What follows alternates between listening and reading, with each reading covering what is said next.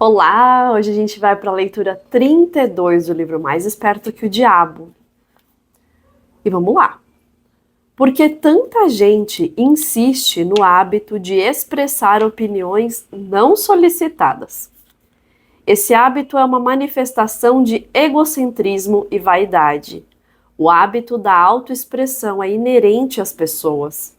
O motivo é atrair a atenção dos outros e impressioná-los favoravelmente. Na verdade, o efeito é o contrário. Quando aquele que se convida a falar atrai a atenção, geralmente ela é desfavorável. Sempre tem, né? A gente já conheceu, acho que todo mundo já conheceu e todo mundo já foi essa pessoa. Porque eu sempre falo, mais importante do que a gente lembrar de alguém é lembrar quando nós fizemos. Porque é para isso que a gente está aqui, para olhar para dentro e não para fora. Então eu sei que de bate-pronto a gente lembrou de alguém, mas vamos investigar quando nós fizemos isso em algum momento das nossas vidas e se a gente costuma fazer. Quais as outras desvantagens desse hábito? A pessoa que insiste em falar demais raramente tem a oportunidade de aprender ouvindo os outros. Isso já fala por si só, né? O quanto é importante nós ouvirmos e falar somente o essencial, quando necessário e, se possível, quando solicitado. Mas um orador com aura magnética não se beneficia ao atrair a atenção de outros? Sim, aquele que tem o dom da fala de fato dispõe de um ativo de tremendo valor, mas não consegue fazer o melhor uso disso se impuser seu discurso a pessoas que não o solicitaram.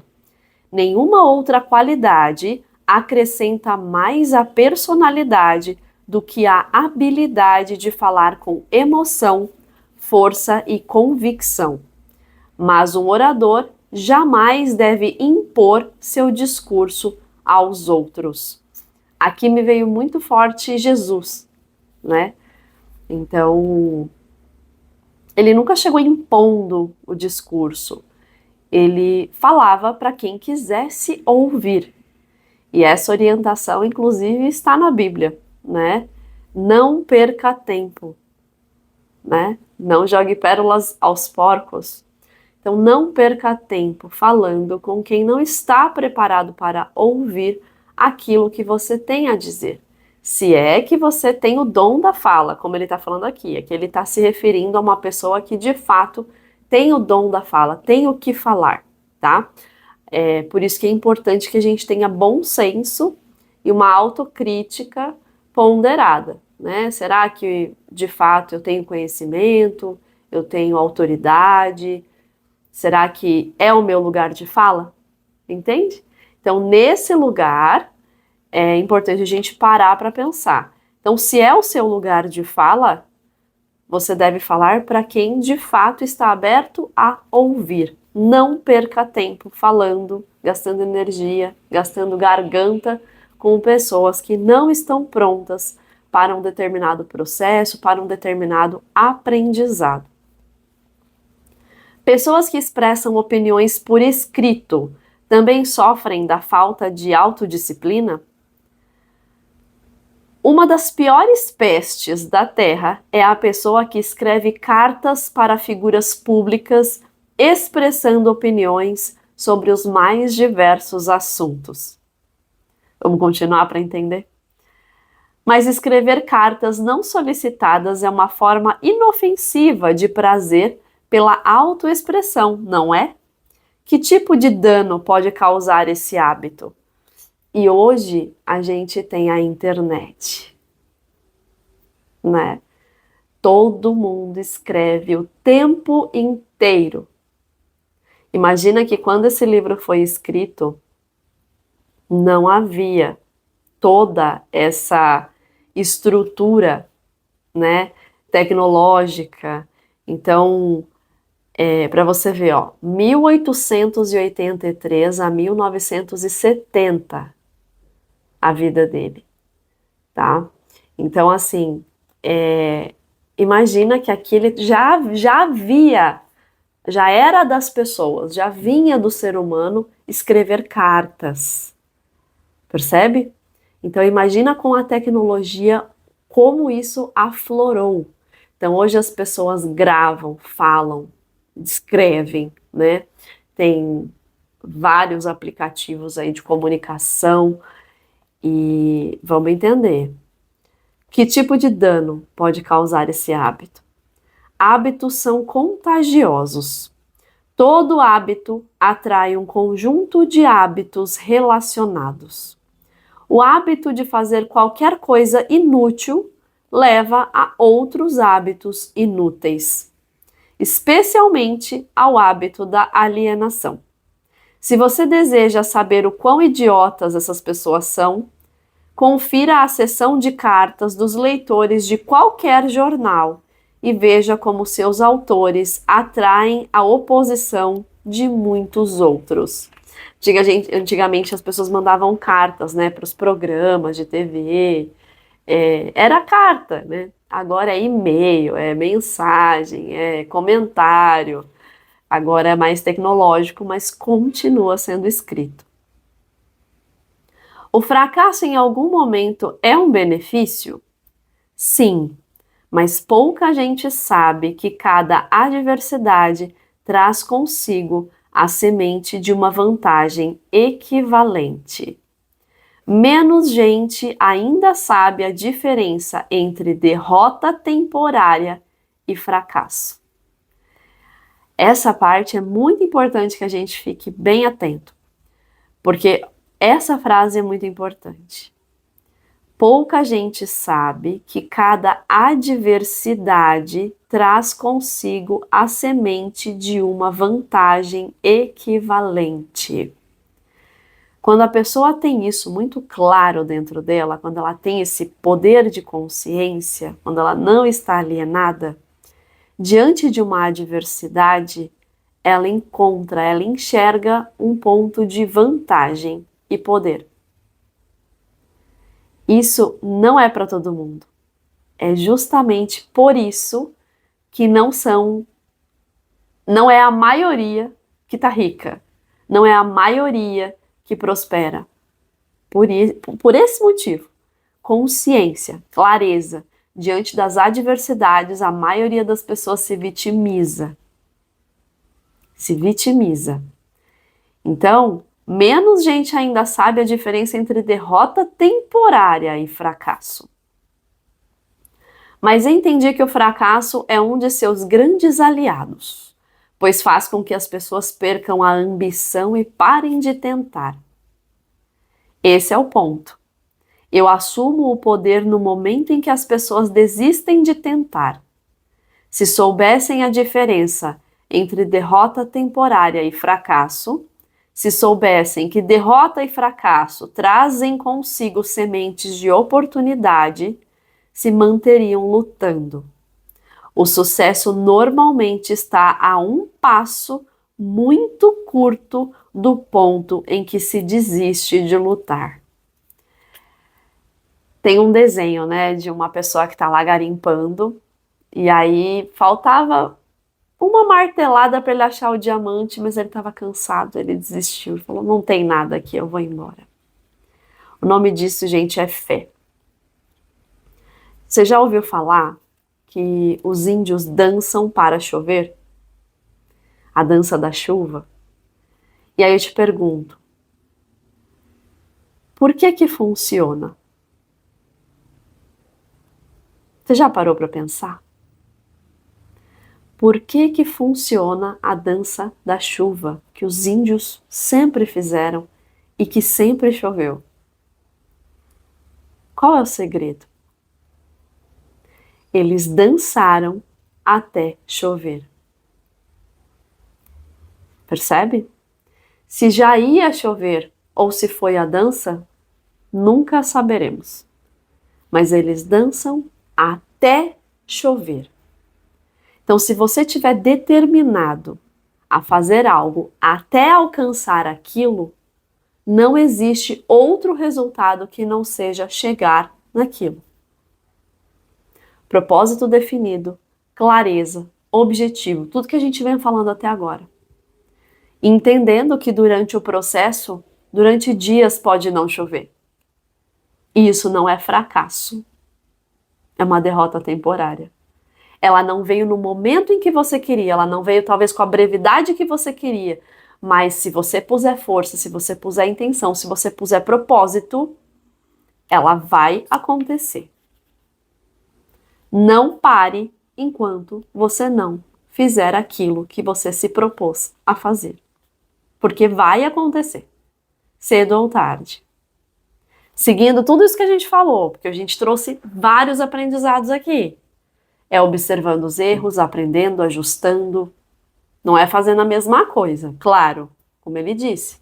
Perceber as adversidades, encontrar sementes de oportunidade e seguir, tá? Isso é tudo que se pode aprender sobre derrota e fracasso? Não, é um mínimo. Detesto dizer, mas o fracasso normalmente serve como uma bênção disfarçada, pois quebra o padrão do ritmo hipnótico e faz com que a mente se liberte para um novo começo em outra direção. O fracasso prova que algo está errado com os objetivos e planos. Faz com que a pessoa crie um novo ritmo para a sua vida. Mais do que isso, dá ao indivíduo uma oportunidade de testar sua força de vontade. O fracasso normalmente leva a pessoa a entender a força da autodisciplina, sem a qual ninguém poderia voltar atrás após cair vítima do ritmo hipnótico.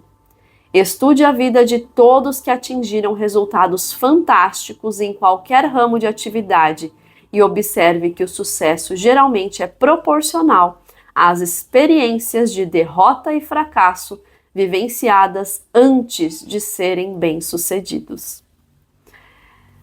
Se você pegar, grandes personalidades aí que falam da história, eles fracassaram, teve falência, eles estavam dispostos a passar por tudo isso para chegar onde eles chegaram.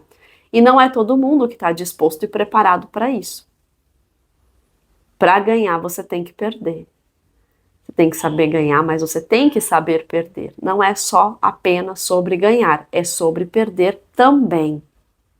Então, quando você entende isso, o jogo muda. Ele muda para o teu lado, entende? Ele muda para o teu lado. Então, aqui quando ele fala, o fracasso prova que algo está errado com os objetivos e planos, ou seja, olha que maravilha, porque assim, imagina a coisa começa a dar certo e lá na frente degringola. Não, o fracasso ele vai fazendo você direcionar para aperfeiçoar o projeto, para aperfeiçoar o caminho, para te mostrar cada detalhe que precisa de ajuste. Então observe o fracasso como uma vela, que ela vai direcionar o seu barco para o lugar que precisa de fato ir. Então, é um direcionamento. Fracassei aqui, o que eu preciso ajustar? Atenção, observe, saia do lugar de vítima, continue atento, continue alerta, continue prestando atenção, continue focado no seu objetivo. Se você continuar focado no seu objetivo, prestando atenção em tudo que deu errado, você está mapeando todo o seu sucesso.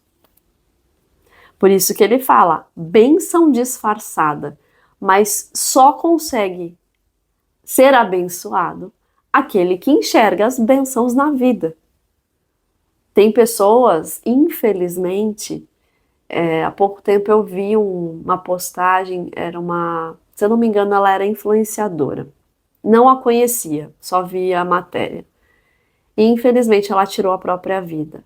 Uma mulher casada, muito bonita, com muitos seguidores, que manifestava alegria, com um filho pequeno. E aí você olha e você pensa, tantas pessoas gostariam de vivenciar o que essa moça vivenciava, e para ela aquilo não era suficiente, não foi suficiente. O que se passa na mente de cada ser humano é muito complexo.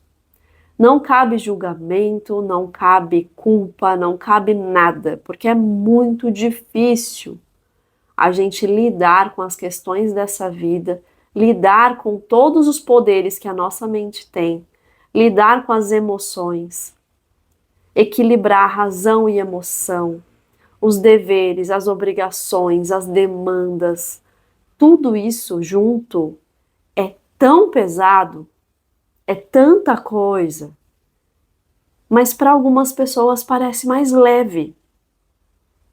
Para algumas pessoas parece que a vida é realmente maravilhosa, não é difícil.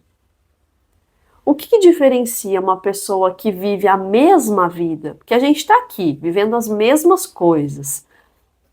Claro que algumas pessoas têm privilégios maiores, outras menores, mas a gente já falou que não é sobre o externo, é sobre o nosso nível de consciência. Porque tem muita gente com pouco sendo muito feliz, obrigada. E tem muita gente com muito pulando da janela. Percebe? Então a gente tem que parar para pensar sobre isso. O fracasso, a gente precisa investigar até dentro da nossa mente. Onde eu fracassei como ser humano? Onde eu fracassei como filho, como marido, como esposa, como amigo? Onde eu fracassei? E não para ficar lá me chibateando, não, chicoteando, não. Para que você se torne uma pessoa melhor. Se você não foi um bom amigo, se você fracassou diante daquilo, como você pode melhorar? Onde você fracassou? Ficou claro, então você muda. Como parceiro, onde você falhou? Então, o que precisa ser modificado? Como pai, como filho, como ser humano, como um devoto, para quem acredita em Deus, para quem acredita no universo. Onde você fracassou na sua fé? O que precisa ser corrigido para que você alcance o sucesso físico, mental, emocional, espiritual, energético? Percebe? Então a gente precisa olhar de uma forma ampla.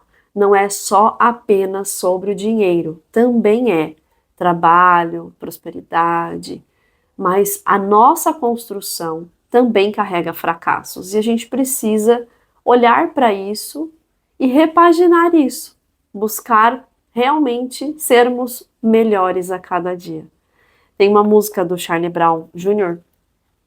que ele fala, né? Viver para ser melhor também é um jeito de levar a vida. Percebe? Viver para ser melhor também é um jeito de levar a vida. Olha que bonito. Tem gente que está trabalhando em si. E se a pessoa pode fazer isso, muito bem, não cabe julgamento. Entende?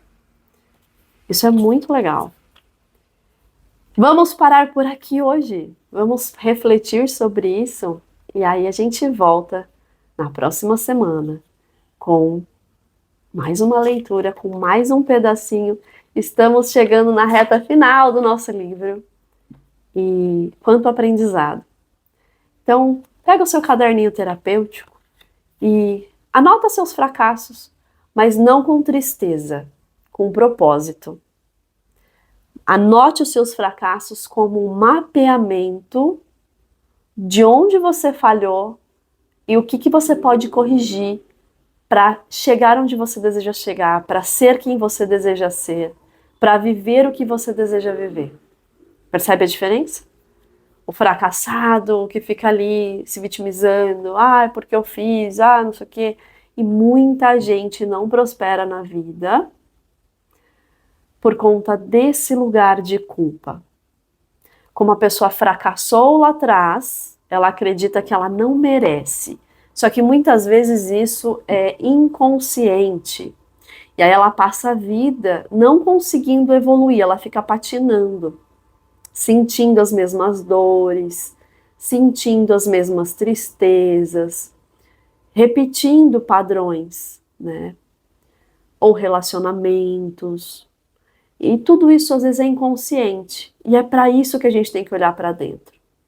Observar o fracasso, identificar a semente de vantagem, de oportunidade, trabalhar em cima dela e alcançar a nossa vitória. E eu tenho certeza que você também pode fazer isso. Isso está acessível para todos nós. A gente só precisa estar atento e sair do lugar da alienação. Então eu te vejo no próximo vídeo. Tchau, tchau!